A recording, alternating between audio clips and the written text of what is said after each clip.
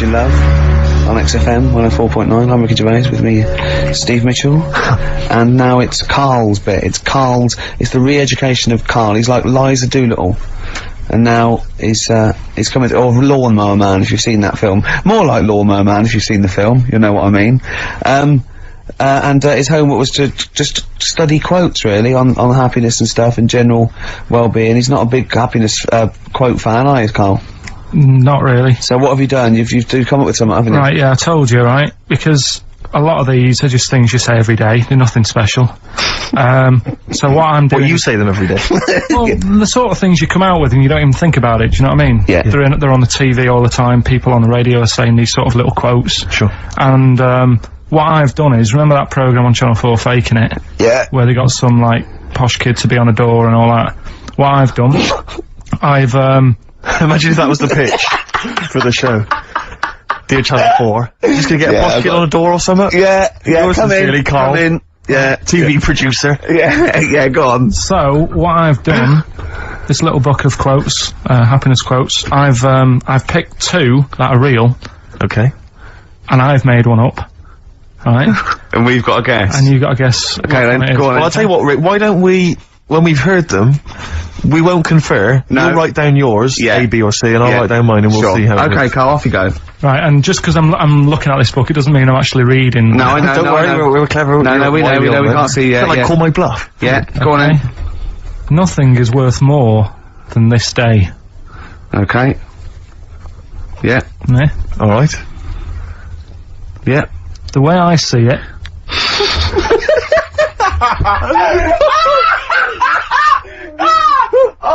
Oh God, my head's gonna burst. now hang on. My head's gonna burst. No, Hang no, on. this might not be Carl's. It might not be. How do you know I haven't tweaked them a little bit? Yeah, good Okay, point. fair Good enough. point. No, good point. The way I see it, if you want the rainbow, you got to put up with the rain.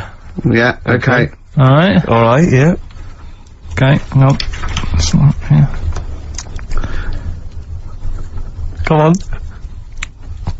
Cat food, Cat food, go on. it stinks a bit, but if you don't put up with the smell, the little kitten will die. Steve, I don't know what to say.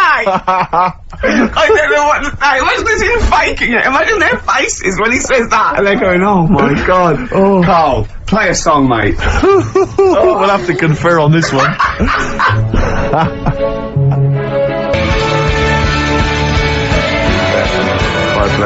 Well, that's just amazing, Carl. Just read them again. Two were real, one was fake. Go on then. Right. First one. Nothing is worth more than this day. Excellent. Next one. What does that mean?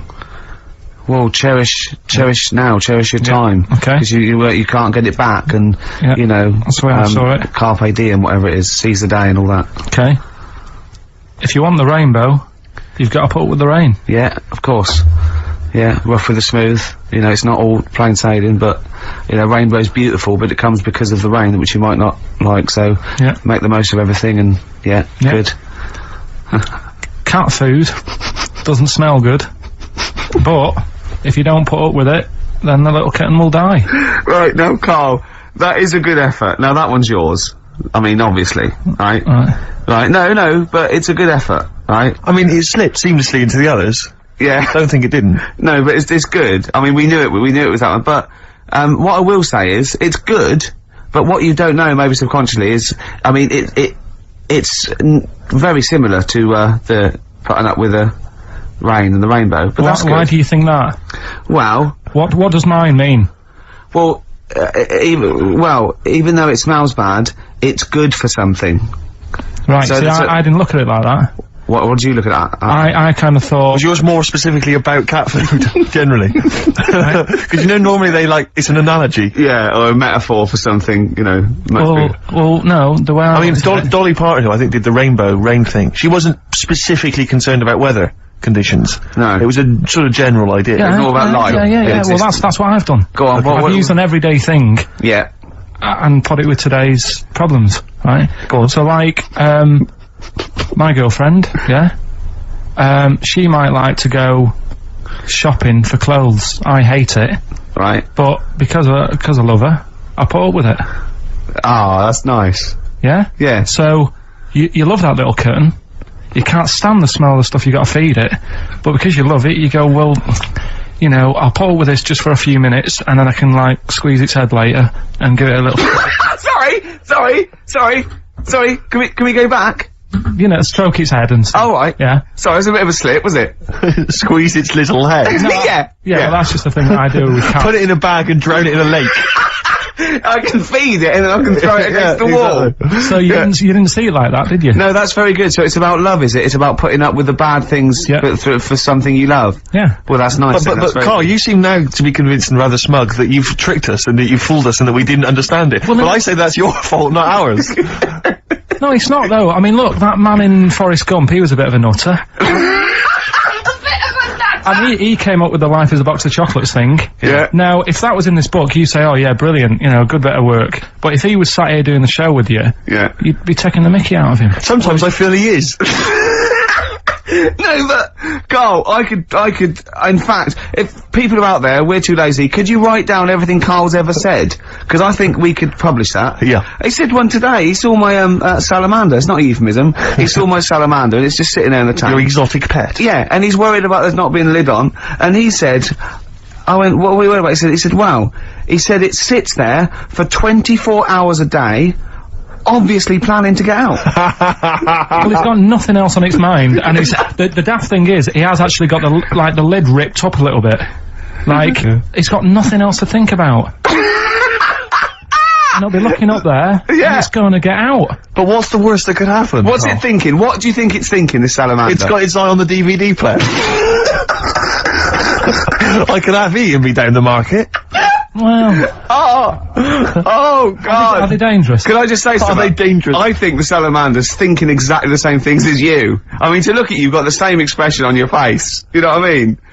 You're dressed in green as well. You've got a little round sort of Hamburglar type head, like the salamander. Very similar.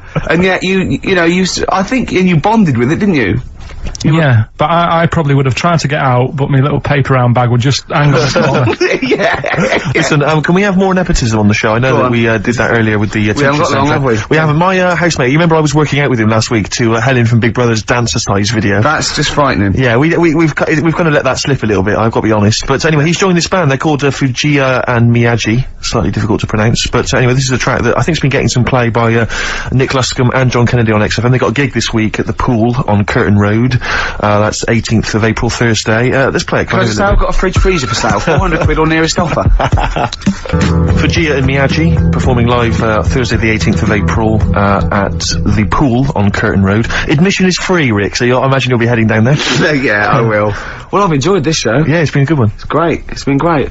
Carl, any more? Oh, tell that story that you were telling me about your dad when he was driving. Well, it's just that you were talking about, well, I mentioned Forrest Gump. Yeah.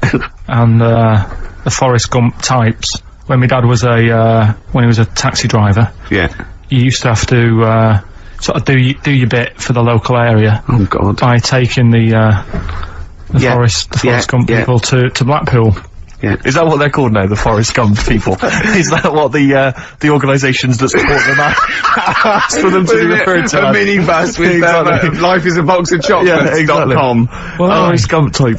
It must be, so you work with these people. The people with learning difficulties. And they used to get five. Coming home must have been a busman's holiday. So he got 5 of them in the cab. Yeah. And he had to go to Blackpool, and 4 of them were really good, you know, behaving themselves, didn't mess about, weren't fighting and stuff, but there was one who was just causing loads of trouble and he couldn't control him. Oh, and what you've got to be able to do with people like that, you don't want them to get stressed out because it's not good for them. It stresses them out, and you could end up with a bit Thanks, Dr. Carl. you could end up with a bit of a riot on your hands. So he thought, I'll nip this one in the bud right now. And he pulled up just on the outskirts of Blackpool, and he took the one out that was causing problems and put it in a wheelie bin. Oh, no. Oh, I'm sorry. I apologise. He did what? Oh, he did it for the good of the others. He put it in a wheelie bin. He was having a good time. He thought it was one of the rides. Can you stop saying it? Him. Yeah. he you know, he was having a good time, and once he calmed down, my dad went back and picked him up, and he was fine. He had a good. What? day. He left him in there the whole time the others were in Blackpool? No, he left him there not the whole day, probably about an hour and a half In a wheelie bin? in a wheelie bin. Why couldn't he get out? Because, like, his arms were trapped on the thing. It's one of those one. What, he tied him up? No, do you know, like, because he was a big fella, and, like, he managed to get him in so his arms were down the side like that, so he was a bit trapped. Wasn't he screaming and crying and stuff? He was making a bit of noise, but, do you know what I mean? What, you feel served him right? Well, but anyway, I didn't really want to talk about it. He just brought it up because of Forrest Gump. Did his, family know about this? Is this the first time they'd have heard about this? He didn't get asked to do it again. Because he had another problem similar to it, where he had a little minibus, and it was his job to take a load of old women to the bingo hall, and it was miles away, and he took them there. There was no problem. About 10 old women in a minibus. One of them was causing trouble, so he pulled over it. No, right, so he took them there, everything's fine, he dropped them off, they had a lovely night, right, they had a lovely night, won a bit of cash, coming back, it's a bit of a late night, and they all started moaning at him, going, I want to be dropped off here, take me there, I want to be dropped off first, I've got to get up early, blah blah, you know, my husband's expecting me, I'm already late, take me here first, take me there, and he just pulled up, in the middle of nowhere, said, get out. And he made them get out, and they all called for taxis. They charged that company who was meant to be taking him home in the minibus, and he got the sack. But a similar sort of story. You can't be dealing with it when people don't sort of just calm down and, like, solve the situation. Yeah. They're just all like, I want to be dropped off first, take me here first, take me. Yeah, so he acts like a madman. Good. Oh, that was Alright, great. we've got a crack on, haven't we, really? We got Says so much. Yeah. Yes, Nick Drake, a song for the ladies this week from the album Brighter Later, At the Time of a City Clock. That's Goodbye. it. Yeah, Goodbye. See you next time. Bye.